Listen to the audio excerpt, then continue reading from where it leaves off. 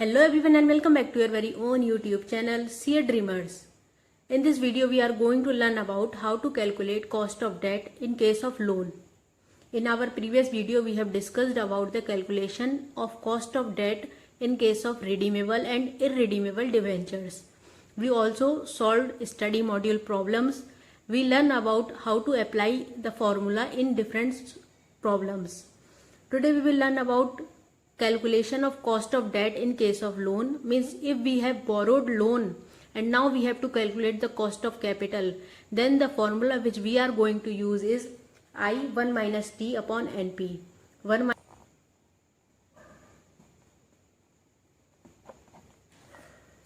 इससे रिलेटेड एक problem solve करते हैं तो ये थोड़ा सा समझ में आ जाएगा, क्योंकि कॉस्ट ऑफ डेट भी एक पार्ट है, लोन भी एक पार्ट है, डिवेंचर भी एक पार्ट है कॉस्ट ऑफ डेट का।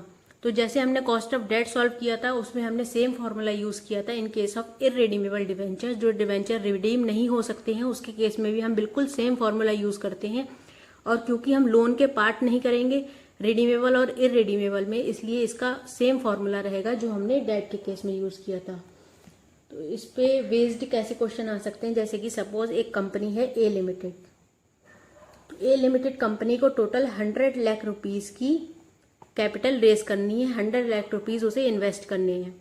अब उसने दो तरीके सोचे हैं कैपिटल रेज करने के लिए। एक, उसने 14% लोन रेज किया हुआ है, 14% का फंड रेज किया है in form of loan, and 13% non convertible debentures raise किए हैं। अब इसमें यहाँ पर हमें बिल्कुल भी प्रॉब्लम नहीं होनी चाहिए नॉन कन्वर्टेबल डिवेंचर्स से, because the thing which matter is कि डिवेंचर्स रिडीमेबल हैं या इररिडीमेबल हैं।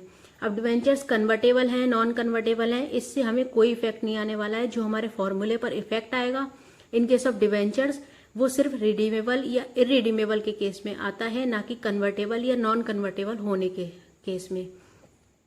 तो 14% लोन रेज किया है, 13% नॉन कन्वर्टेबल डिवेंचर्स रेज किए हैं। लोन के केस में कोई भी एक्स्ट्रा कॉस्ट हमें पे नहीं करनी है, जबकि जो 13% डिवेंचर्स रेज किए हैं उसके केस में वो डिवेंचर्स 2.5% डिस्काउंट पर रेज किए गए हैं और 1 लाख रुपीस की इंसिडेंटल एक्स्ट्रा कॉस्ट है, इंसिडेंटल कॉस्ट है। ठीक है, तो सबसे पहले एक वर्किंग नोट हमें ड्रॉ करना होगा जिसमें हम नेट प्रोसीड की वैल्यू कैलकुलेट करेंगे, क्योंकि सिंपली यही फॉर्मूला लगेगा इसमें। तो क्योंकि इररिडीमेबल डिवेंचर्स है तो सिंपल फॉर्मूला लगेगा, दोनों ही केसेस में सेम फॉर्मूला लगेगा। और हमें नेट प्रोसीड्स की वैल्यू कैलकुलेट करनी है। नेट प्रोसीड्स की वैल्यू लोन के केस में सेम रहेगी क्योंकि कोई भी और कॉस्ट नहीं है, लेकिन डिवेंचर्स के केस में इसकी वैल्यू चेंज हो जाएगी क्योंकि ये हमें 2.5% डिस्काउंट पर इशू करनी है, प्लस 1 लाख रुपीस की एक इंसिडेंटल कॉस्ट है। तो इस कॉस्ट को कैसे डील करते हैं, एक वर्किंग नोट बनाएंगे।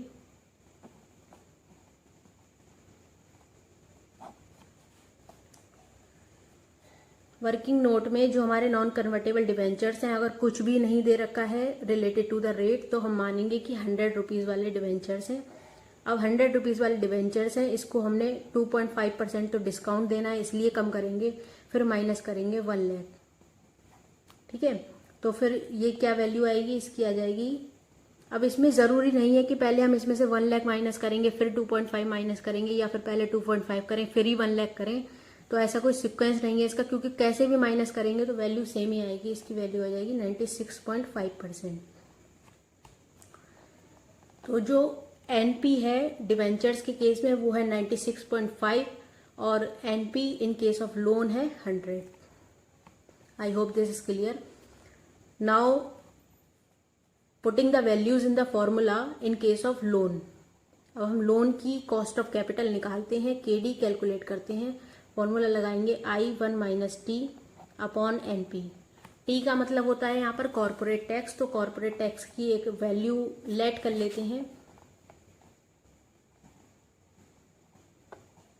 Corporate tax is equal to let suppose 50%। I is for rate of interest, तो लोन के केस में रेट ऑफ इंटरेस्ट था हमारा 14%, 14 bracket 1 minus 0.5। NP in case of loan is 100। इसको सॉल्व करेंगे।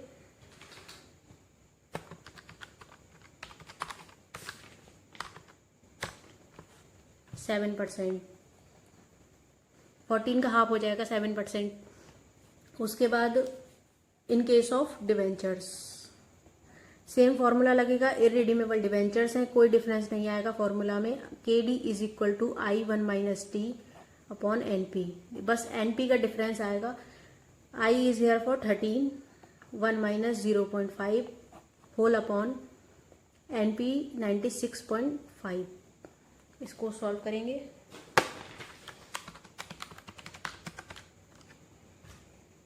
%6.74। I hope this is clear. तो ये थी calculation of loan. Calculation of loan में कोई डिफरेंस नहीं आएगा। जैसे हमने cost of debentures in case of irredeemable debentures calculate करी थी, बिल्कुल सेम फॉर्मूला लगेगा। और 1 माइनस टी हम करते हैं क्योंकि हमें पोस्ट टैक्स कैलकुलेट करना होता है, हमें टैक्स बेनिफिट मिलता है। आई इज फॉर इंटरेस्ट, हमें लोन पर भी इंटरेस्ट मिलता है और डिवेंचर्स पर भी इंटरेस्ट मिलता है, इसलिए आई भी सेम रहा। और नेट प्रोसीड्स का मतलब होता है current market price of debt, borrowing और debt capital.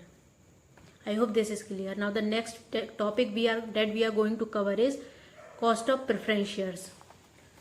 Cost of preference shares के केस में भी इसमें भी हमें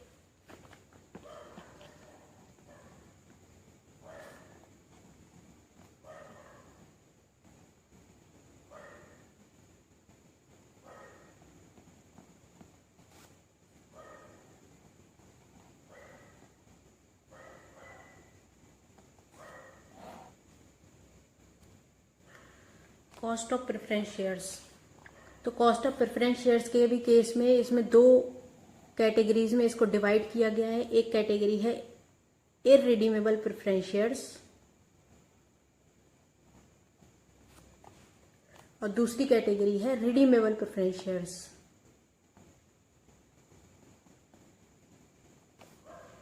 अब इररिडीमेबल प्रेफरेंस शेयर और रिडीमेबल प्रेफरेंस शेयर बिल्कुल सेम फॉर्मूला जो हमने इन case of cost of debenture पढ़ा था, सेम फॉर्मूला यहाँ पर अप्लाई होगा। बस डिफरेंस आएगा तो किसका, क्योंकि डिवेंचर्स के केस में हमें रिटर्न के रूप में मिलता है इंटरेस्ट, लेकिन in case of preference share we got the preference dividend. So the only change in the formula is in case of irredeemable preference shares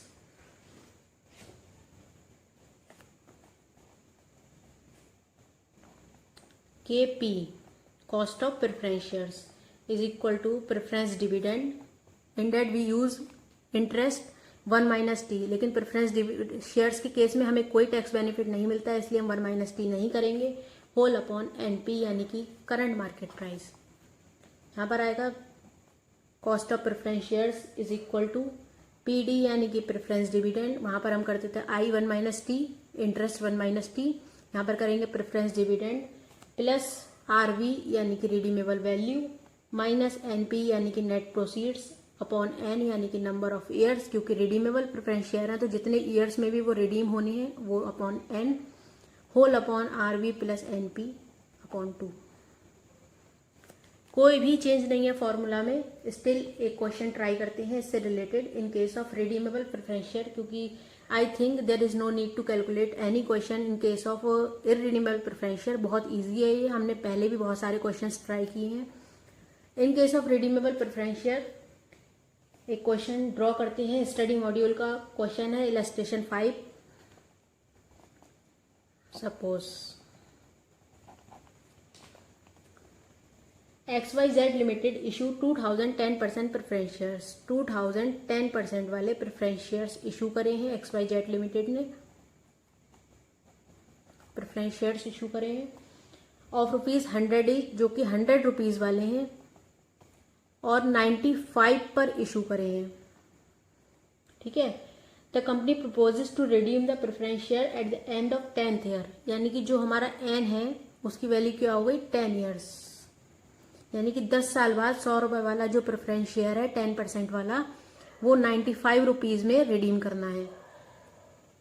cost of preference share calculate करनी है। अब हम फॉर्मूले में अपनी वैल्यू रखते हैं, तो KP is equal to PD यानी कि प्रेफरेंस डिविडेंड जो है 10 प्लस RV यानी कि रिडम्पशन वैल्यू जो थी वो हमारी ओरिजिनली 100 थी माइनस NP 95, क्योंकि 95 में हमें 95 मिलेंगे नेट प्रोसीड जो है हमारी।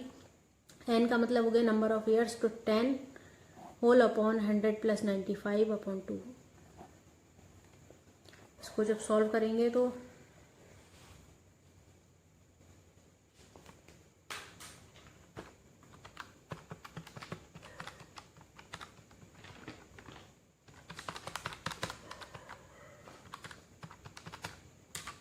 this is 10.77%.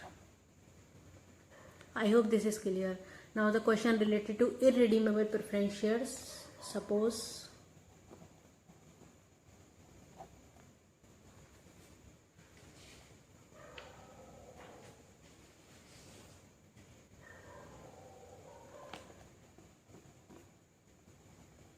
XYZ लिमिटेड ने इशू करे हैं 2000 10% प्रेफरेंस शेयर्स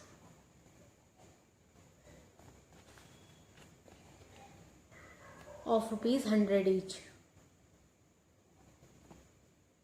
at ₹95.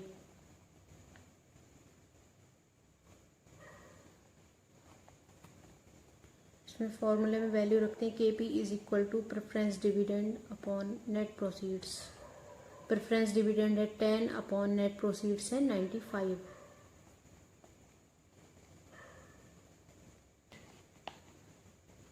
एक और क्वेश्चन लेते हैं, इलस्ट्रेशन 7 है ये स्टडी मॉड्यूल का।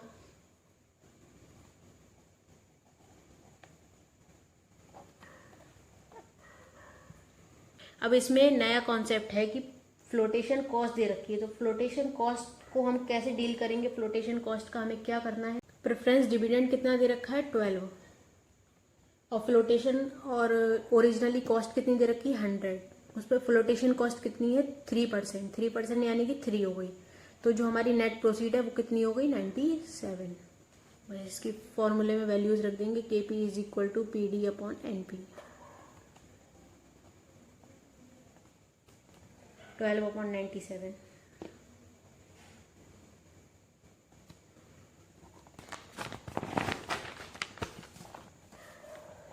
Let's suppose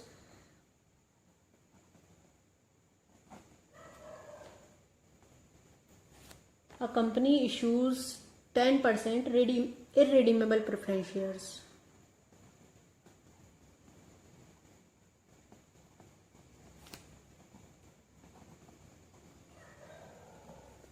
%10 irredeemable preference shares company ने इशू करे हैं एट ₹105, और जो फेयर वैल्यू है शेयर्स की वो है ₹100। अब हमें कैलकुलेट करनी है कॉस्ट ऑफ कैपिटल। तो ये कैसे कैलकुलेट होगी। अब इसमें जो हमें नेट प्रोसीड्स है वो कितनी है, मतलब जो हमारी फेयर वैल्यू है वो ₹100 है, तो हमें इससे कोई मतलब नहीं है। ये तो हमारी जो रिडम्पशन वैल्यू आप कह सकते हो वो वैल्यू दे रखी है, और प्रेफरेंस शेयर्स है इररिडीमेबल वाले, तो हमें फॉर्मूला तो इररिडीमेबल का ही लगाना है। तो KP is equal to PD upon NP। अब प्रेफरेंस डिविडेंड कितना है 10% वाले शेयर्स है, NP कितना है नेट प्रोसीड्स कितना है। इसमें यही बस एक पॉइंट है कि नेट प्रोसीड्स कितना होगा। तो फेयर वैल्यू जो है हमारे शेयर्स की वो 100 है, लेकिन हमें अभी कितना मिलेगा, मतलब रिडीम होने पर कितना मिलेगा। इररिडीमेबल शेयर है तो अभी करंट वैल्यू कितनी है वो है 105, तो 10 अपॉन 105 होगा।